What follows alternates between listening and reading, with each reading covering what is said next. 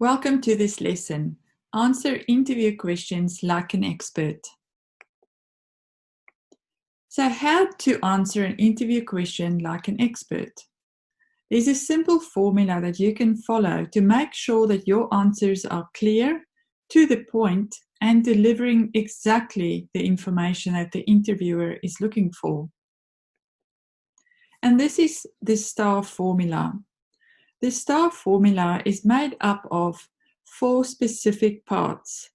Firstly, you've got the S that stands for situation, the T that stands for task, the A that stands for actions, and the R that stands for results. Let's now cover each of these and see how you can apply this when you answer any interview question. Let's start by looking at the situation. This is where you describe to the interviewer the situation before you delve into the specifics of his question. You use a few sentences to describe the situation and a brief background if that's relevant.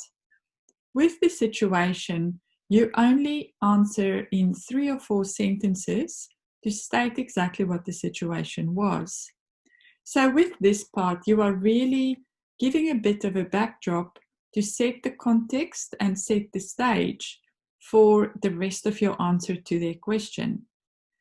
This formula works really well when you have to answer behavioral or scenario-based questions especially. So let's now move on and look at the T, which is for task. So with the task part of the formula, this is when you describe to the interviewer what the task was that you were given to execute. So again, be specific and clear about what it was you had to do. So this is where you would say to the interviewer, you started with the S, so you described the situation, and now you're saying, I had to do this particular task. And we will look at the practical example after I've run through these different parts. So now let's look at the next part of your answer to the question. This is where you start delving into the actions that you took as part of your answer. So this is about how you performed the execution of the assigned task. Focus on your specific actions and not the group's actions, and describe it using good positive adjectives. This is your most important part of the answer, and you should therefore spend the most time on this part of your answer. So you have now already provided a situation briefly. You have said very specifically what your task was on this particular project, and now you are describing the actions that you took. Now let's look at the very last part of this answering formula. This is about the results. You always remember to have an outcome or a result associated with what you specifically did. So again, you are able to mention the group's result here too, but put all the focus on the part of the outcome or results that you were specifically responsible for. So this is also quite a brief part of your answer.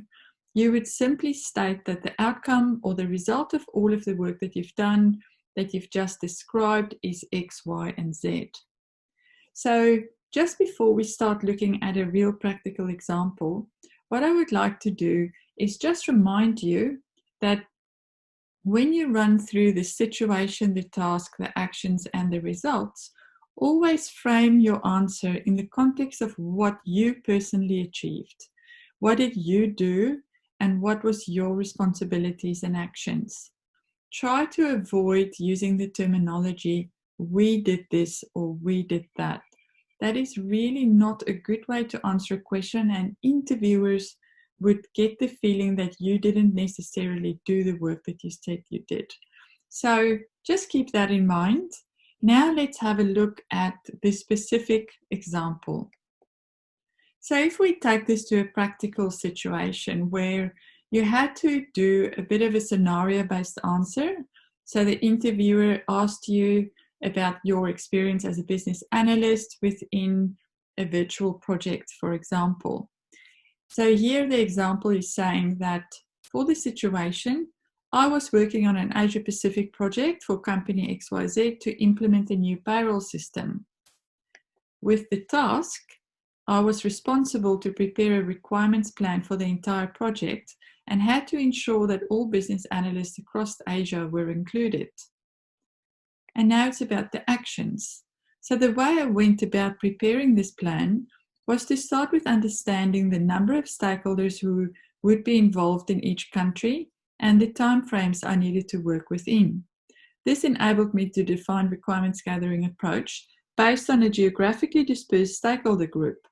Requirements gathering were done via requirements validation sessions, via country-by-country conference calls. Other parts of my plan included roles and responsibilities and requirements documentation approach. And the result was I presented the requirements management plan to the project management board and obtained sign-off right away.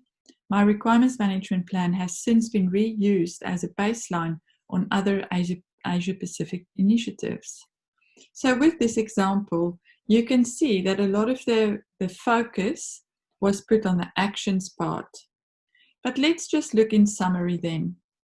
So here you will see that I was very brief in answering the first two aspects of the question, situation and task. This information is very important to set the scene, but essentially it's not what the interviewer is really after.